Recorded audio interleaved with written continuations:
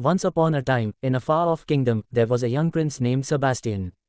He was a brave, kind, and noble prince who loved to ride his horse, hunt in the forest, and help his people in any way he could.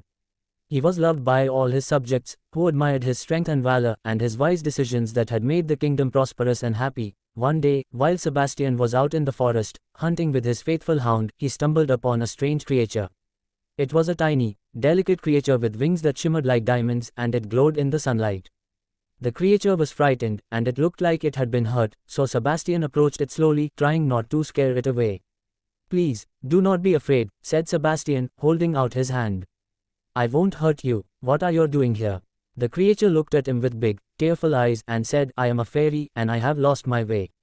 I was flying to the Queen of the Fairies to ask for her help, but I got lost in the forest. I am afraid I will never find my way back." Sebastian felt sorry for the little creature and decided to help her. "Don't worry," he said. "I will help you find your way back to the Queen of the Fairies. I promise." The fairy smiled gratefully, and together they set off through the forest, with Sebastian leading the way. They walked for hours, and the sun began to set. They were tired and hungry, but they didn't give up. Suddenly, they saw a faint light in the distance, and as they got closer, they realized that it was coming from a beautiful castle. "Look," said the fairy, pointing. "That is the Queen's castle. We have found our way." Sebastian was amazed. He had never seen such a magnificent castle before. It was made of the finest marble and adorned with precious gems and gold. The castle was surrounded by lush gardens, and the air was filled with the sweet scent of flowers. As they approached the castle, the fairy suddenly became very nervous. "I am afraid," she said. "The Queen of the Fairies is very powerful, and she is not always kind to humans. I don't want you to get hurt because of me." But Sebastian was not afraid. He knew that he had to help the fairy, no matter what. "Don't worry," he said. "I will protect you." They entered the castle, and the Queen of the Fairies appeared before them.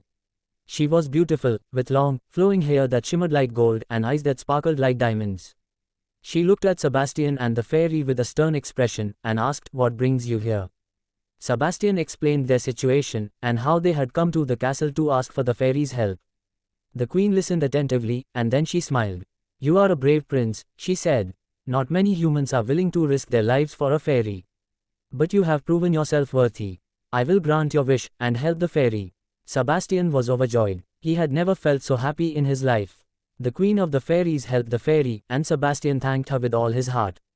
As they left the castle, the fairy turned to Sebastian and said, "Thank you for helping me. You are the bravest prince I have ever met." Sebastian smiled, feeling proud and happy. He had made a new friend, and he had proven that he was a true hero. From that day on, he continued to help those in need, and his fame as a hero spread throughout the kingdom. The people loved him even more, and they admired him for his kindness and bravery. Years passed, and Sebastian grew older. He ruled the kingdom with wisdom and justice, and his people prospered. One day, he met a beautiful princess from a neighboring kingdom, and they fell in love. They got married in a grand ceremony, and the kingdom rejoiced.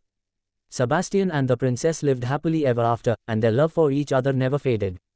They had many children, who grew up to be strong, kind, and wise, just like their father, and the fairy who Sebastian had helped all those years ago.